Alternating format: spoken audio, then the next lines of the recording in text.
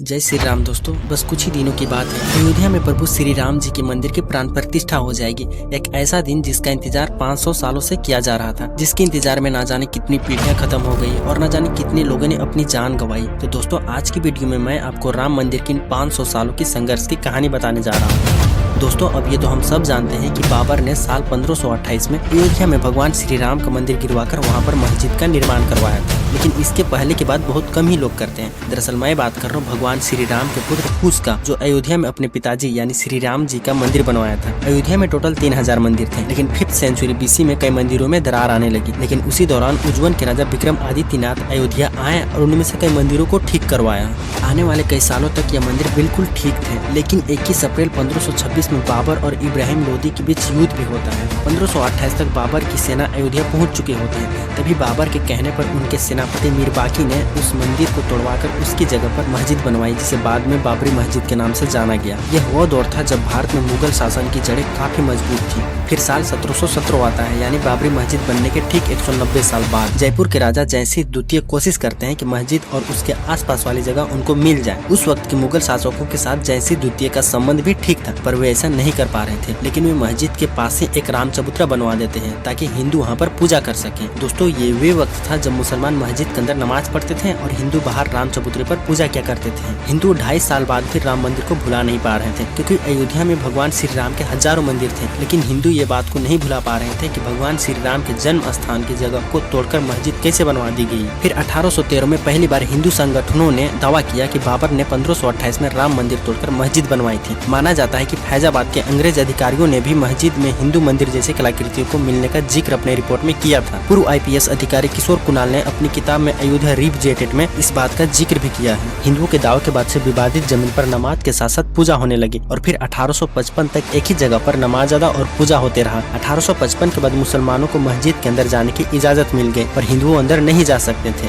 ऐसे में हिंदुओं मस्जिद के मुख्य गुम्बद से 150 फीट दूर बनाए राम चबूतरे पर पूजा करनी शुरू कर दी। और इसके बाद 1885 में, यानी आज से करीब 138 साल पहले, यह मामला अदालत पहुंचा। उस वक्त के निर्मोही अखाड़ा के महंत रघुवर दास ने राम चबूतरे पर छतरी लगाने की अर्जी दी थी, जिसे अदालत ने ठुकरा दिया। इसके बाद 1934 में फिर अयोध्या में दंगे होते हैं और इस दौरान बाबरी मस्जिद के एक दीवार टूट जाती है, जिसे बाद में फिर बनवा दिया जाता है, मगर वहाँ पर नमाज बंद हो जाती है।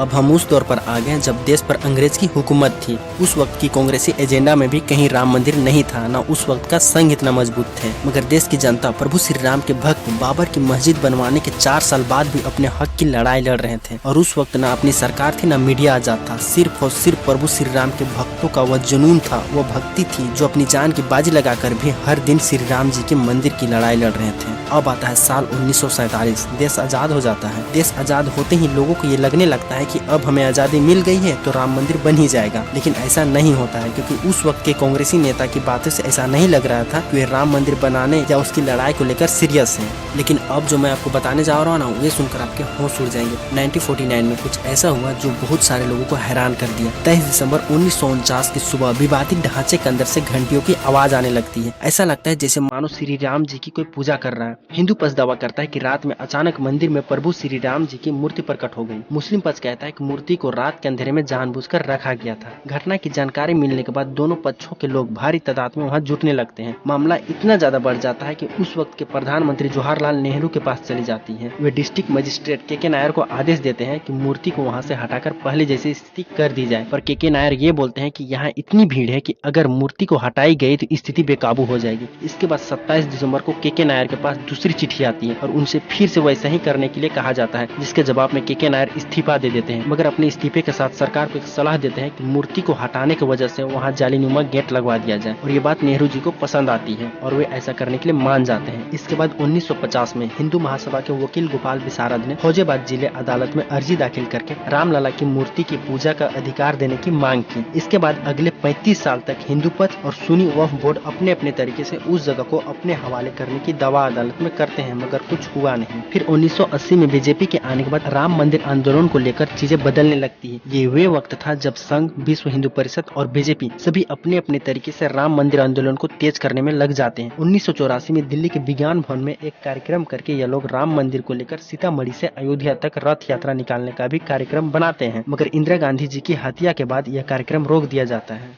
फिर आता है साल 1986। तब कुछ ऐसा होता है जिसके बाद राम मंदिर आंदोलन की पूरी दिशा ही बदल जाती है। आपको याद होगा कि शाहबानो केस में जब सुप्रीम कोर्ट शाहबानो के पति को उसे गुजारा भत्ता देने के लिए कहती है तो बहुत सारे मुसलमान भड़क जाते हैं और उसे अपने मजहब के खिलाफ इस फैसले को मानते हैं। उस वक्त के प्रधानमंत्री राजीव गांधी जी मुसलमानों को खुश करने के लिए संसद में कानून लाकर सुप्रीम कोर्ट के इस फैसले को पलट देते हैं। राजीव गांधी जी के इस फैसले से हिंदू नाराज हो जाते हैं, वे इसे मुस्लिम तुष्टिकरण मानने लगते हैं। इसके बाद राजीव गांधी जी हिंदुओं को खुश करने के लिए बाबरी मस्जिद का ताला खुलवाकर वहाँ पर पूजा अर्चना शुरू करवा देते हैं। अब इस फैसले से मुस्लिम नाराज हो जाते हैं और फिर 6 फरवरी 1986 को मुस्लिम लीडर्स मिलते हैं और फिर बाबरी मस्जिद एक्शन कमेटी बना देते हैं। इसके बाद के सालों में लालकृष्ण आडवाणी जी सोमनाथ से अयोध्या के लिए 1000 किलोमीटर रथ यात्रा निकालते हैं, जिसमें बिहार के समस्तीपुर गाँव में आडवाणी जी को गिरफ्तार कर लिया जाता है। फिर जिस दिन अयोध्या में रथ यात्रा का समापन होना था उस दिन बहुत ही बड़ी संख्या में कारसेवक अयोध्या पहुंचकर विवादित ढांचे पर झंडा फहरा देते हैं। भीड़ इतना था कि भीड़ को काबू करने के लिए उस वक्त की मुलायम सरकार कारसेवक पर गोली चलवा देती है, जिसमें कई कारसेवक शहीद हो जाते हैं। इसके बाद आता है 6 दिसंबर 1992। इस दिन को बहुत से लोग शौर्य दिवस या काला दिवस के रूप में मनाते हैं। 2 लाख कारसेवक अयोध्या पहुंच जाते हैं। उस वक्त के कल्याण सिंह यूपी के मुख्यमंत्री थे और पीवी नरसिम्हा राव देश के प्रधानमंत्री थे। कहते हैं कि कारसेवक को वहां पहुंचने से पहले कल्याण सिंह ने अदालत को यह भरोसा दिया था कि ढांचे को कोई नुकसान नहीं होने देंगे। साथ ही यह भी कहा जाता है कि कल्याण सिंह ने पुलिस को यह भी आदेश दिए थे कि भीड़ पे गोली न चलाएं, लेकिन इतने सारे लोग को वहां पहुंचने के बाद वही हुआ जो होना था। दोपहर 1:55 में पहले एक गुम्बद गिराया गया, फिर 1.5 घंटे बाद दोपहर 3:30 बजे दूसरा गुम्बद गिराया गया और शाम 5 बजे तक तीनों गुम्बद गिरा दिए गए। इस घटना के महज 1.5 घंटे बाद यूपी में राष्ट्रपति शासन लगा दिया गया। कल्याण सिंह ने अपने पद से इस्तीफा दे दिया। इसके बाद हुए दंगे में तकरीबन 1000 लोगों ने अपनी जान गंवाई।